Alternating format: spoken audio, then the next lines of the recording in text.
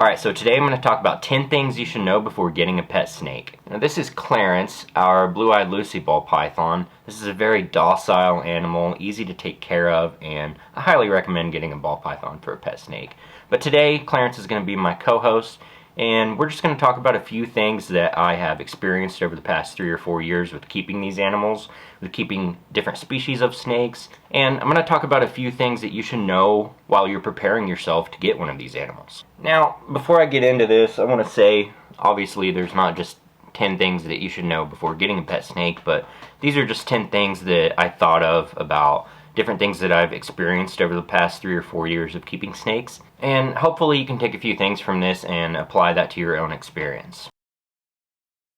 So for number one, the first thing I'm going to talk about is time for maintenance. I get the feeling that a lot of people probably do not consider this before they get a pet snake, but this takes a lot of time, and it's a sacrifice, definitely. Especially if you have as many animals as I have. Right now I have 18 snakes, and it does take quite a bit of time for maintenance. Every day I'm doing something with the snakes, whether it is changing their substrate, cleaning out the poop, or changing their water, pulling out the old snake sheds, making sure that their hides feel safe and secure and everything's right with their husbandry. So there's a lot to consider. Now I will say if you only have 1 to 5 snakes, this makes it a lot easier, but definitely if you plan on having more than just a handful of animals, you'll want to consider the time that you'll have to take care of those animals. You've got to think about the fact that if you have a long day at work or school or whatever you're doing, you still have to come home and make sure that these animals are taken care of. So that's something to consider before you get one of these animals.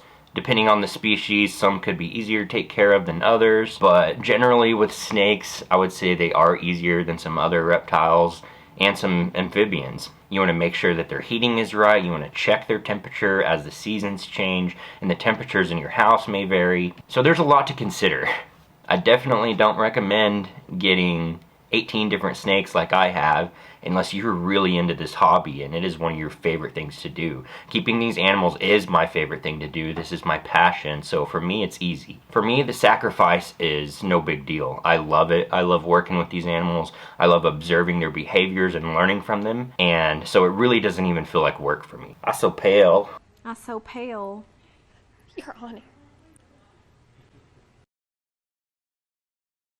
Now, the second thing that I'm going to talk about is cost. Depending on what kind of animal you're getting, depending on the species, they can get pretty pricey. And I'm not talking about just the animal. I'm talking about the enclosure and everything you need to buy to make sure that the animal is taken care of properly. So a few things you may need include obviously a water dish. You want to have a hide on both sides of the enclosure, both the warm side and the cool side. And I also recommend putting a hide somewhere in the middle. So I usually have at least 3 different hides. You also may be spending quite a bit of money on substrate. So for me, I'm switching a lot of my animals to bioactive enclosures, and it can start getting pretty pricey. I definitely don't want to change your mind about having a bioactive enclosure. I would say aspen at this point is probably my last choice for substrate, especially for something like a ball python or king snake. Some of these animals do have humidity spikes in the wild, and you want to consider that. So you'll want to save money for substrate, a water dish, several hides in the enclosure. The enclosure itself,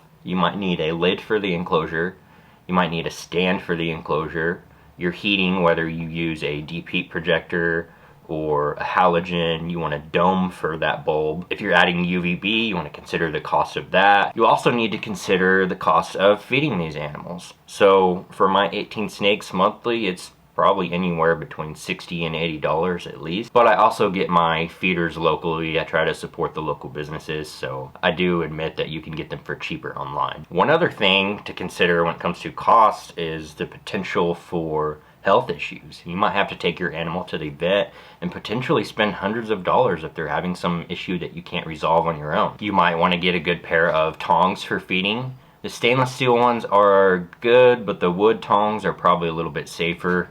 It's a little bit harder to use the wood tongs in my opinion. They don't grip as well as the stainless. But if you think your animal might bite onto that stainless steel, then obviously you want to be on the safe side and get wooden tongs. You also want to get some enrichment and things for your animal to climb around on and explore with. Now, you want to get some kind of a temperature gauge, so that'll be another thing to add to the cost of keeping one of these animals. You want to get a humidity gauge. The third thing on my list of the top 10 things to know before getting a pet snake is space. Now, if you only have one pet snake and that's all you're planning on getting, it's not too much of an issue. You can usually find some space in the house for this animal, once again depending on the species if it's going to get very big. If the snake that you get is only 3 or 4 feet long, then you can put that just about anywhere. My rule of thumb for these animals is to have an enclosure that is at least the length of what the animal will be as an adult. I like these animals to be able to completely stretch out in their enclosure, and really they deserve more than that. Minimum for me is at least the length of the animal. Now, you'll want to consider when the animal is smaller, if you don't have a bunch of different enrichment places for the animal to hide, you might consider putting it in a smaller enclosure so that it feels a little more secure. That's just not the way that I typically do things whenever I set up an enclosure for a snake.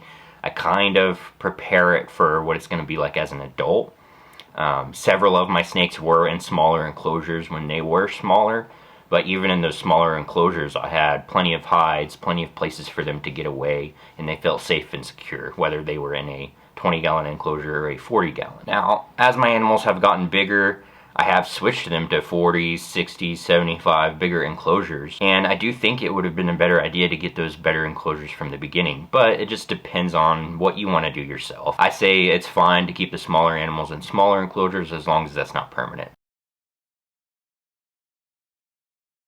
So the fourth thing that I'll talk about is substrate itself. So the type of substrate you need will depend on the species that you get specifically, and if you're going to set up a bioactive enclosure or not. So with a lot of my snakes, I started out with aspen. It's simple, it's not too expensive, it holds burrows, and I thought it really worked well at first. Now that I'm gaining more experience, I'm learning that they seem to benefit more from a bioactive setup. So a lot of my animals are getting switched from aspen to a terra firma mix by the Bio Dude. My mixture is usually about 60% terra firma, 20% peat moss, and 20% clay or sand depending on the species. Some of the more tropical species have mostly the terra firma with moss. Some other species, such as my hognose, I put some sand in. Now, the terra firma does hold burrows pretty well like the aspen, and that was one of the things that was holding me back from switching over, is because I loved how the aspen holds the burrow. But after switching, I definitely don't regret it, and I highly recommend using a substrate that both holds humidity and holds burrows for your animal. I also mix in some leaves, and I will make a separate video later on about how to set up a bioactive enclosure for your snake, and I'll talk more about that. Now, certain species like a ball python, we started these off with a cocoa fiber mixture. I do plan on switching these to terra firma or some other soil mixture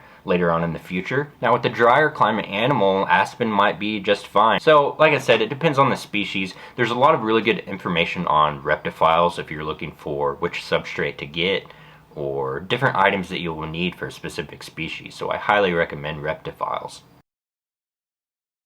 So number 5 on my list is lifespan. This is something, once again, that I think a lot of people probably don't consider, how long these animals live. You see a lot of these animals being rehomed for different purposes, and I would never want to shame somebody for rehoming one of these animals because different things happen, but a lot of snakes get moved around several different homes throughout their lifetime. And this ball python, for example, I would not be surprised at all if it lived between 20 and 30 years. And part of the sacrifice, like I talked about earlier, is the time that you'll have to take care of these animals. And you'll want to consider the fact that you'll have to do that for not just 1, 2, 3 years, but potentially 20 to 30 years.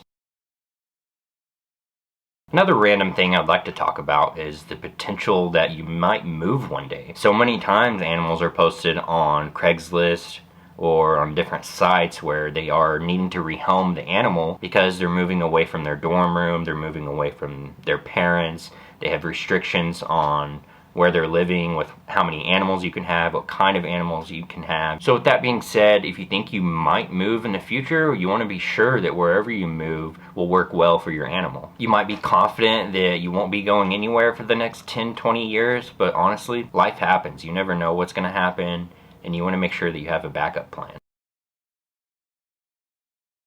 The next thing that I'll talk about applies very much so to this ball python, and that is the stress of them possibly not eating. Ball pythons specifically can go off of food from time to time. It might be 3 to 4 months or even longer. I've heard of snakes going off food for 6 months and even up to a year. In my experience with the 3 ball pythons that we have, they usually don't go for more than a month or 2 without eating, and here recently they've all been eating regularly every 2 to 3 weeks. But prepare to have that stress if the animal might not eat, and prepare to know what to do and what adjustments you need to make in order to increase your chances of this animal eating. Now, a snake refusing to eat could be the result of several different things happening, or a combination of those things, including not having the proper heat, whether that's having too little heat or too much, not having the correct humidity if your animal is really dry and can't shed very well. The type of feeders that you're giving these animals might make a difference as well. The size, whether they are warm or hot. But with a lot of snakes, this is not the case at all. Several of the colubrid snakes that I have don't have this issue. My king snakes, my corn snakes, and most other snakes that I have, they will eat every time I offer them. That's another thing to consider. Don't overfeed your animal. The next thing that I'll talk about, and this was already briefly covered, but humidity. Depending on the species, you want to have a certain level of humidity that is good enough for these snakes to shed. If these snakes do not shed properly, you can have some issues. This corn snake was rehomed to me, for example, and it had a bad shed.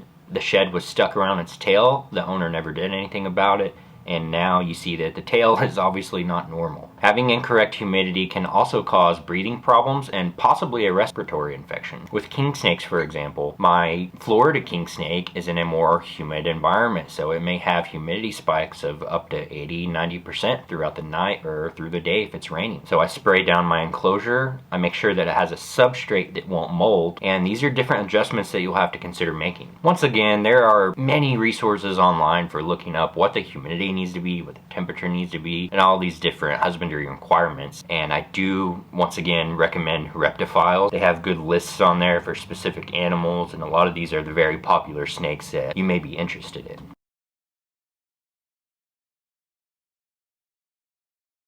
So for heating and lighting, I learned quite a bit about this in the past year or two and made quite a few changes. So for most of my colubrid snakes, I generally, especially if they're not very big, I'll just use a halogen with one of these domes. I'll plug that halogen into, or I'll plug the dome, I guess, into a dimmer. Then I'll dim the light to where it gets right about 85 degrees where I want it, or a little less, a little more, depending on the species. On the cool side, I leave it completely alone, nothing over there, so they can have a cool side. For the most part, I use this setup for my diurnal animals, the animals that are going to be out during the day, and the animals that might actually bask. For the nocturnal animals, I like to use a deep heat projector. And once again, this depends on the size of the animal. Radiant heat panels seem to work very well for people. For animals that are bigger, they cover a bigger space and make sure that there is a warm side. The only reason I use that setup with the dome and halogen in itself is because most of the snakes that I have right now are small enough to where they can use that and warm up their entire body. Just make sure that you're checking this with a temperature gauge or having this hooked up to a thermostat to make sure it doesn't get too hot. For the lighting requirements, snakes in general don't require UVB, but they have shown to benefit from it. In the wild, many of these animals do have exposure to UVB, so I don't see why not. Where I can see this being a problem is if you don't get the correct type of UVB. Now, in the past year or two, I've been using Arcadia shade dwellers for my snakes, and I've had good luck with them. I don't have any complaints. Now, you'll want to make sure that you have a proper temperature gradient, and the smaller enclosure that you have, I've found that it's more difficult to get that temperature gradient. So you'll have to adjust this depending on what size of an enclosure you have with your animal. I started a lot of my animals out in 20-gallon enclosures with a halogen inside of a dome. So you'll have to adjust these things, find out what the temperature requirements are, what the humidity requirements are, and then sometimes you just have to play around with it a little bit. I recommend, if you're putting a new type of bulb or whatever heat source you're using on an enclosure, make sure that you have that set correctly before you put the animal in the enclosure. In general, my animals have around an 85-degree hot spot. It's around 75 to 80 degrees on their warm side, and then it's room temperature on the cool side, which is around 70, 72 degrees. It may get around 68, 69 degrees, give or take a few degrees, on the cool side during the nighttime. One of the last things I'm going to talk about will be health concerns. Clarence here has had mites 3 different times. Not once, not twice, 3 different times. I've never had mites with any other animal. Whenever he had mites, none of the other snakes got it, but it is a pain I completely gutted his enclosure. I got rid of anything that was porous. I washed everything, soaked everything in hot water, reintroduced all those items into the enclosure, new substrate, put the animal back in there. About a month later, they showed up again. I redid it, dumped a bunch of water in the enclosure, let it set overnight, threw everything out again. For the third time, he got mites. Luckily, the snake has not had mites now for about 2 years, and you can get rid of them. Don't panic. You can use this mite spray. This is what I use and seem to have luck with it. Like I said, he ended up getting mites 3 different times. I think that's probably just because some were hidden under the scales that I didn't see and they started to breed again or whatever. So that's something you're going to want to consider. And something I briefly talked about earlier is health concerns that may be related to humidity. If your snake gets a respiratory infection from having humidity that's too high or too low, this can be an issue. So I know that was 10 things already, but just a couple quick things I'm going to talk about. Making sure that your animal is confident and secure will help with a lot of these things. Making sure that the hides are buried works very well. Here recently I've been adjusting my hides and making them feel more secure for my animals, and I see them utilizing those hides afterwards. And you'll see differences in your snake's behaviors whenever you make these little adjustments. These guys will utilize enrichment. If you occasionally switch out the things that are in their enclosure, maybe every 6 months, put a different kind of branch in there, and then add their old one back in maybe a month later, they seem to enjoy that enrichment and having something different to explore. So thank you guys so much for watching. I hope a couple of these things will help you in your decision to get a snake or to not. I recommend snakes over any other animal as a pet, but only if you're really committed to it. Now obviously a lot of you guys watching this are only watching this because you are very interested in getting one of these animals, and in that case I say go for it. Just do your best, do everything you can to make sure that the relationship with you and your animal is mutually beneficial. The more happy your animals are, the more happy you will be, the less stress that you'll have in your life, and overall it's just going to be a better experience. Now I'm not perfect, there's a lot that I still need to change with many of my enclosures, but these are just a few things I wanted to talk about and go over, and I hope that they help you. Now Clarence has decided he's part of the chair now.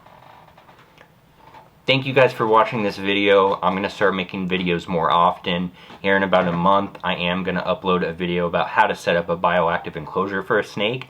And then in the following months, I'm going to make some new care guides. So, like I said, thank you guys for watching. Please subscribe if you would, if you're not already. Comment with different ideas you have, different things that you would suggest researching or thinking about before getting a pet snake. I appreciate you guys, and I'll see you in the next video.